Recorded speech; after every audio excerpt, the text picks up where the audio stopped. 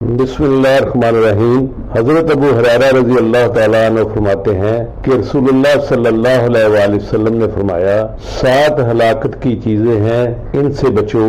لوگوں نے پوچھا یا رسول اللہ صلی اللہ علیہ وآلہ وسلم وہ کیا ہیں؟ فرمایا اللہ کے نزدیک شرک، جادو اور نہ حق اس جان کو ہلاک کرنا جو اللہ نے حرام کی، سود خوری، یتیم کا مال کھانا، جہاد کے دن پیٹھ دکھانا، پاک دامن مومنہ بے خبر بیویوں کو بہتان لگانا۔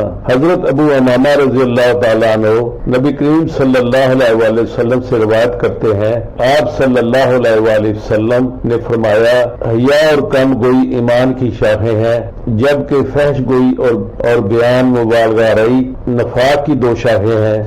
اللہ اکبر، اللہ اکبر، لا الہ الا اللہ، اللہ اکبر، اللہ اکبر وللہ الحمد، اللہ اکبر، اللہ کبیرہ والحمد للہ ذکرًا کثیرا وسبحان اللہ بکرۃ واصیلا۔